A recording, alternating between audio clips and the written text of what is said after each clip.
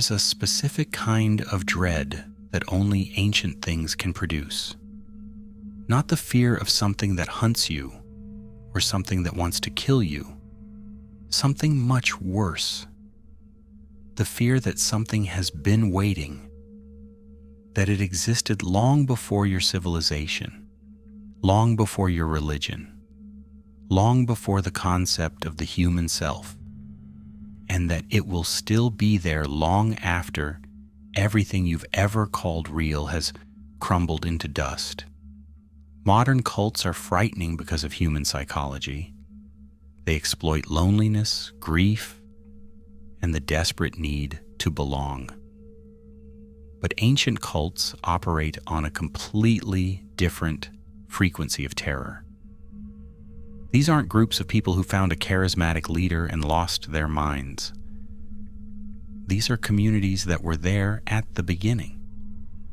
That made a deal before history was being written. That inherited a truth so old, so fundamental, and so completely incompatible with the human mind that simply learning it is enough to break you. Today, we're going to go through the most terrifying depictions of ancient cults in modern horror. Movies, games, literature. We're talking about the ones that made you feel, not just on the surface, but somewhere deep in your chest, that you are small, that you arrived late, and that the world was never really yours to begin with, because that is the particular genius of the ancient cult as a horror device. It doesn't threaten your life, it threatens your relevance. Before we get to the cosmic and the oceanic and the philosophically overwhelming, let's start somewhere flat, somewhere completely open, somewhere you wouldn't think to be afraid. A cornfield in Nebraska. Stephen King first published Children of the Corn in 1977, and what he constructed in those pages is one of the most unsettling portraits of ancient religious terror in American literature, precisely because it is dressed in the most familiar clothing imaginable. Prairie land. Rural Christianity, children, the Midwest. The town of Gatlin, Nebraska, looks like every small agricultural town in the American heartland. Economy built around corn, community built around a church, life built around cycles of planting and harvest. And then one year, the crop fails. And when communities that have organized their entire spiritual identity around fertility find themselves facing ruin, they look for answers in the only direction they know. They pray harder. But something was already listening. Something that had been in the soil long before the settlers arrived. He who walks behind the rows has no origin story in the traditional sense. No one built a temple for him. No ancient civilization carved his name into stone. He simply exists in the corn, in the land itself, a demonic fertility spirit that predates every human structure around it. When 9-year-old Isaac Kroner led the children of Gatlin into the fields and came back preaching, he wasn't inventing a new religion. He was uncovering an old one that the land had been waiting for the right moment to reveal. What makes this cult so deeply disturbing is the inversion it performs on the most fundamental social contract in human civilization, the relationship between generations. He who walks behind the rows convinced children that adulthood equals corruption, that growing up is a form of spiritual contamination, that anyone over the age of 19, the age of sacrifice, must die so the harvest can be pure. He turned the village children into killers, their parents, their teachers, the priest, the policeman, all crucified on corn crosses with their eyes torn out and their mouths stuffed with corn husks, displayed in the fields like trophies. And then, here is the cruelest detail in King's conception. Even the children eventually outlive their usefulness. When they reach the age of sacrifice, they walk into the cornfield and disappear. He who walks behind the rows consumes his own worshippers. The cult is a closed loop of blood, a mechanism, not a religion at all, a harvest system. And there is a reason King returns to corn imagery throughout his connected universe. In The Stand, the entity known as Randall Flagg, the walking embodiment of human evil, appears inside a cornfield. Many scholars of King's shared mythology believe they are in some sense the same thing, not because King confirmed it explicitly, but because the archetype is the same. An ancient, shape-shifting American darkness that was in the land before civilization arrived, that wears the costume of religion, and that consumes everyone who approaches it with faith. The most disturbing thing about he who walks behind the rows isn't what he does to adults, it's what he does to children. He doesn't break them, he completes them, he gives them a purpose, a hierarchy, a scripture, a community, and a direction for their rage. He makes them feel, for the first time in their short lives, like they are part of something meaningful, and that is indistinguishable from what every legitimate religion offers. The horror isn't in the cornfield. The horror is in realizing that what happened in Gatlin could happen anywhere, with the right drought and the right voice coming through the static anywhere. The healing church, the ancient blood communion.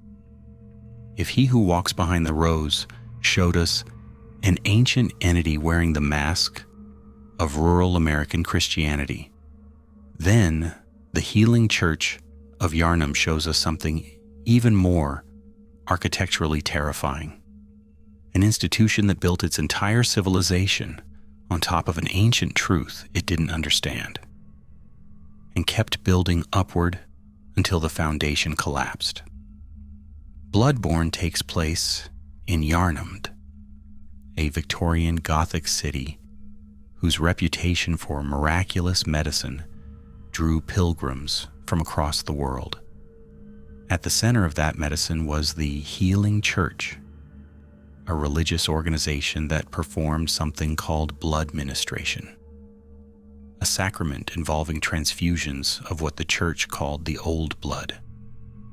It healed everything: disease, injury, age. People came to Yharnam with nothing and left with their bodies restored. The church grew powerful. It became the city's government, its moral authority, its entire cosmology. And here is where, From Software director Hidetaka Miyazaki does something genuinely brilliant from a horror construction standpoint. The church's power was real. The blood genuinely healed. What the church never told its congregation, what it may not have fully understood itself, is where the blood came from.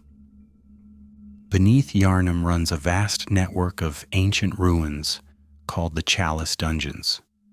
These labyrinths were built by a civilization called the Pthumeru, an ancient people who, millennia before the events of the game, had established direct contact with beings called the Great Ones. These entities are Lovecraftian in the purest sense. They are not gods in any human understanding of the word. They exist across multiple planes of reality simultaneously. They cannot be killed. When you destroy their physical form, they simply return to the cosmos. Their motivations are opaque, their consciousness operating on a scale that makes human cognition look like a candle next to a star. The Pthumerians didn't worship them out of fear. They worshiped them because communing with the Great Ones produced a substance, the old blood, that granted extraordinary gifts to humanity. The parallel to the Christian Eucharist is explicit and deliberate. Drinking the blood of a divine being to receive transcendence. The Healing Church's founder, Lawrence, understood this connection and built his institution on it. His mentor, Master Willem of Bergenwerth Academy, warned him. The famous inscription, "We are born of the blood, made men by the blood, undone by the blood. Fear the old blood." Lawrence didn't listen. He took the old blood to the surface, performed blood ministration on the city's sick, and the church was born. What the church never told anyone is that the blood transforms. Not immediately, not visibly at first, but the old blood carries a cellular mutation. A scourge, and the city of Yharnam, the miracle city, the place of healing, that is slowly, relentlessly, irreversibly turning into a city of monsters. What makes the Healing Church so unique among horror cults is its three-layer structure of awareness. The street-level congregation genuinely believes they are receiving a divine sacrament. They know nothing about the Pthumerians, nothing about the Great Ones, nothing about the beast plague coming for their bodies. The mid-level clergy, the vicar hunters, the church physicians, know about the scourge, but have been instructed to contain it quietly because the church's power depends on the blood supply continuing. And the upper echelon, a group called the choir, is operating an entirely different project, using a captive Great One named Ebrietas, the daughter of the cosmos, found hidden deep beneath Cathedral Ward, to harvest blood directly and attempt a full cosmic communion with the divine. 3 institutions, 3 levels of knowledge, 3 incompatible moral frameworks, all operating under the same roof, in the same vestments, speaking the same liturgy. And beneath all of them, ancient Pthumerian bell maidens still ring their dimensional bells in the dungeons, calling to things that cannot be reached, maintaining a devotion to the Great Ones that has survived the complete collapse of their civilization. The Healing Church didn't invent anything. It inherited a worship practice that was already thousands of years old. It simply gave it a new name, a new building, and a new congregation that had no idea what it was actually participating in. And the scariest version of an ancient cult is one that has been repackaged as modernity, one where the old gods are still being served by people who have been told and sincerely believe that they are doing something progressive, enlightened, and good. Yharnam wasn't destroyed by ignorance. It was destroyed by an institution that knew just enough to be useful to something it could not comprehend, and not enough to stop. But if Bloodborne demonstrated that an ancient cult can disguise itself as civilization, director David Bruckner's The Ritual demonstrates something even more primal.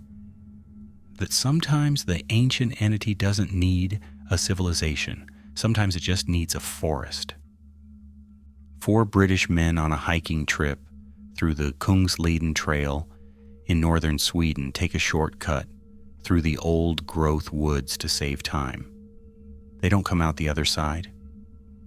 What Bruckner and novelist Adam Neville constructed in The Ritual is, on the surface, a survival horror film about 4 grieving friends who get lost in the Scandinavian wilderness. But beneath that, it is one of the most carefully researched deployments of authentic Norse mythology in modern horror. And the moment you understand what the creature actually is and who its worshippers actually are, the film becomes something that stays with you. The entity is called Moder. In Swedish and other Scandinavian languages, Moder means simply mother. That translation alone should tell you everything about the power dynamic the film is constructing. But in Old Norse, the spelling motor means something different. It means anger, grief, and that is not a coincidence. Moder is a Jötunn, one of the primordial giant-like beings from Norse mythology who predate the Asgardian gods and represent the raw, chaotic forces of nature before civilization imposed order on them. According to Norman Cohn's Cosmos, chaos and the world to come, the ancient roots of apocalyptic faith, the Jötnar were not simply monsters. They were the universe's original condition. Chaos, winter, the unbounded, the unknowable. These were Jötunn territory, and the Norse gods existed specifically in opposition to them, holding back the primal disorder to make civilization possible. What Bruckner does, and what makes the ritual so clever, is that he places his Jötunn in the line of Loki's offspring. In Norse myth, Loki, the trickster, the shapeshifter, the god who never fully committed to order or chaos, fathered some of the most terrifying beings in the cosmos. Fenrir, the wolf that will swallow Odin. Jörmungandr, the world serpent that encircles the earth. Hel, the goddess of the dead. Moder is described in the film as Loki's bastard offspring, which means she exists in precisely the lineage designed to end the world. Her physical form reflects her lineage. She is enormous, elk-like, covered in plant matter and forest growth. Where a head should be, there is an opening, a torso without features, with antlers where its arms would be, and two human-like hands, where the antler structure splits. She is neither fully animal nor human nor divine. She is all of those things badly fitted together. The way nature is, magnificent and violent and entirely indifferent to what you need it to be. And her cult. This is where the ritual goes somewhere genuinely unexpected. The worshippers of Moder are not zealots in robes. They are the descendants of ancient Scandinavian people who found themselves burdened with grief so heavy they could not carry it alone. Moder marks those who suffer. The film is very specific about this. She selects for emotional pain, for trauma, for guilt. She offers a choice: bow to her and live forever in the forest, serving her, giving her sacrifices, or refuse and be impaled in the trees above the canopy, left to hang as decoration. The cult's members are ancient. They have been living in the forest for generations, or perhaps longer. They are barely human. Their skin is wrong. Their movement is wrong. And they have been granted immortality, but immortality inside Moder's forest is a slow transformation into something the film never quite lets you see clearly. What makes this cult's horror so precise is the clarity of the transaction. There is no deception here, no promise of paradise, no ideology, no beautiful surface concealing something ugly. The deal is explicit. Submit to something ancient and terrible. Lose your freedom, lose your humanity, lose everything, and receive endless continuation in exchange. And the most disturbing revelation the film leaves you with is that for some people, that is enough. Because the grief was already consuming them.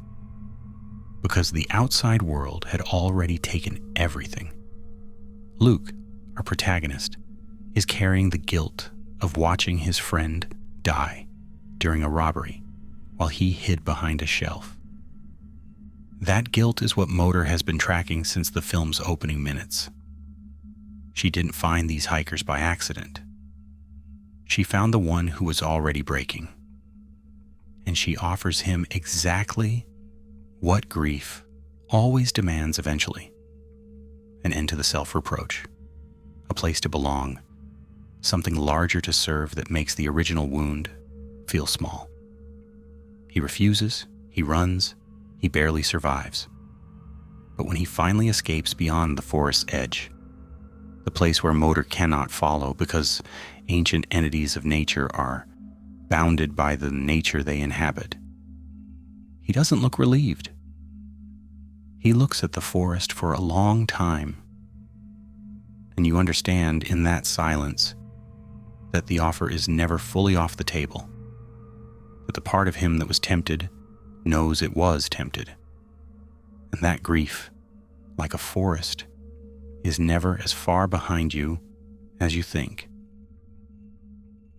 But if the ritual showed us an ancient entity whose cult operates in a single forest, Elden Ring shows us something that operates across an entire cosmological order. And what makes the Frenzied Flame so terrifying as an ancient cult isn't what it destroys, it's why it exists at all. Elden Ring is a game saturated with outer gods, vast, incomprehensible entities that exist beyond the physical laws of the lands between, and exert their will through avatars, prophets, and the slow corruption of anything that comes close enough to perceive them. The dominant outer god is the greater will, whose influence established the Golden Order, the ruling religion of the lands between, built around structure, law, hierarchy, and the Erd Tree. Against it, in a dark mirror position, exists the Frenzied Flame. The Frenzied Flame's theology, if you can call it that, is brutally simple. All distinctions are pain. Every boundary the greater will drew between beings, between self and other, between life and death, between individual and cosmos, is a wound. The only cure is fire. Burn everything until there is nothing left to be divided. Return all of existence to what its followers call the One Great. Not annihilation, not destruction, reunion, a return to a primordial oneness that existed before the greater will fractured it into the chaos of individual life. Its origins are ancient beyond measure. Long before the events of the game, a community of nomadic merchants, called the Great Caravan, was buried alive for holding heretical beliefs. In that underground darkness, driven to complete despair, they summoned something. They didn't call it. They became capable of receiving it. Because the Frenzied Flame, and this is the most philosophically precise detail in From Software's entire world building, doesn't seek followers through charisma or promise or revelation. It seeks followers through despair. It is attracted to the people who have genuinely stopped believing that individual existence has any value whatsoever. Its earthly envoy is a creature called the Three Fingers, hidden beneath the sewers of the capital Lendl, a grotesque, hand-like entity that reaches for you when you descend into the lowest layer of the underground, sealing the frenzied flame into your body without asking for consent. And its chief prophet is a figure named Shabriri, described in the game's lore as the most reviled man in all of history, who had his eyes gouged out as punishment for slander, and has been possessed by the flame ever since, body surfing between corpses across centuries, whispering its theology into the ears of anyone close enough to breaking. What is remarkable about the Frenzied Flame as an ancient cult is that, unlike almost every other cult we've discussed, it does not lie to you. When Hyetta, a blind NPC who unwittingly follows the flame's path, finally reaches the Three Fingers and becomes its mouthpiece, she speaks plainly. The greater will created separation. Separation creates suffering. The only way to end suffering is to end separation. All that there is came from the One Great. All that there is must return. The philosophy is internally coherent, and there is a version of reality, particularly in a world as broken as the lands between after the shattering, after the loss of the Elden Ring, after the death of grace, where that argument is persuasive not just to the mad, but to the genuinely wounded. The Frenzied Flame village in the northern corner of Liurnia isn't populated by monsters. It's populated by people who looked at the state of the world and concluded that unity through erasure was more merciful than continuation through pain. A tarnished warrior named Vike was once closer to becoming Elden Lord than any other. When he learned that his finger maiden had to be sacrificed to complete his ascension, he couldn't do it. He descended into the underground instead. He took the 3 fingers. He became the Lord of Frenzied Flame, a being whose head is replaced by a gaping black void with yellow fire pouring from its core. The original identity burned away completely. Vike is found in the game wandering near the Frenzied Flame village, scarred and purposeless, having chosen the end of the self to save someone else. The most terrifying ending in Elden Ring, and it is widely considered the bleakest thing From Software has ever put into a game, is the Lord of Frenzied Flame ending. Your character, having accepted the 3 fingers, defeats the Elden Beast and ascends to lordship. The screen turns yellow. The Erd tree ignites. The lands between begins to burn. And Melina, your companion, who gave her life to carry you to this point, appears one final time and vows to pursue you across eternity to deliver your destruction. The ancient entities of Elden Ring all want something. The greater will wants order. The goddess of rot wants her kind of life to spread. The formless mother wants blood. But the frenzied flame wants the end of wanting itself, which makes it the oldest thing in the universe. Because the desire for non-desire, the longing for the absence of longing, is not a theological position. It is a description of what lives at the far end of every grief that was never healed. The Esoteric Order of Dagon, the Deep Ones, and the Innsmouth Pact. Now we need to talk about the one that built the template for everything that came after it. Because if you have been paying attention to the themes running through this list, you will have noticed a shape emerging. Ancient beings, transforming worshippers, a transaction that cannot be refused. Cults that exist not because people chose them, but because those people were already, by blood, by geography, by cosmic circumstance, already inside them.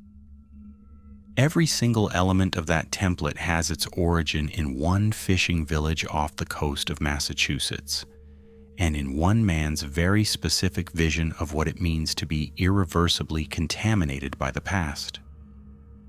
H.P. Lovecraft published The Shadow over Innsmouth in 1936, and it remains the most architecturally complete depiction of an ancient cult in the history of horror fiction.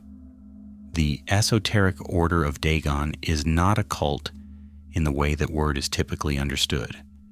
It is not a group of people who chose a belief system. It is the administrative apparatus of a biological covenant that has been running for over a century, and that, by the story's end, you realize runs much, much deeper than that. The town of Innsmouth, Massachusetts in 1846 was dying. Its fishing economy had collapsed. A sea captain named Obed Marsh had discovered, during his voyages through the South Pacific, an island community that had made an arrangement with a race of creatures called the Deep Ones, amphibious, intelligent, biologically immortal beings who inhabit the deep ocean. The deal was permanent. abundant fish, inexhaustible gold jewelry of a design so strange and beautiful it could not have been crafted by any human hand. In exchange, periodic human sacrifices and crossbreeding, humans mating with deep ones to produce hybrid offspring. Marsh brought this arrangement back to Innsmouth. The order established itself in what had been a Masonic lodge, a deliberate choice by Lovecraft, who knew that the visual vocabulary of institutional respectability makes the monstrous plausible. The order required 3 oaths of its members: an oath of secrecy, an oath of loyalty, and a 3rd oath to marry a deep one and bear its children. Father Dagon and Mother Hydra, 2 ancient deep ones who had grown enormous over millennia in the deep water, and above them, deeper still, the incomprehensible mass of Cthulhu. These were the objects of worship. Lovecraft drew the name Dagon directly from Mesopotamian mythology, a real fertility deity worshipped in what is now Syria. But what he did with that foundation was transform it into something that operates on a completely different terror register. Dagon in Lovecraft's world isn't a god who demands obedience. He is the head of a biological system. The hybrid children of Innsmouth, born looking human, will over decades slowly develop what the story calls the Innsmouth look. Narrow heads, bulging eyes, grayish-green skin, a shuffling gait, and eventually the transformation completes and the hybrid walks into the sea and lives forever. Not as a worshiper, as a deep one. The theological horror of this is precise. The deep ones are not promising their followers heaven after death. They are not requiring faith in an invisible entity. They are offering a biological fact. You will transform. You will go into the water. You will become something that cannot die. The only variable is whether you do it with your identity still intact or whether it overtakes you like a disease. And the devastating revelation at the story's climax is that the narrator, the young man who came to Innsmouth as an outsider, who documented its horrors with journalistic detachment, carries Innsmouth blood. He is already becoming one of them.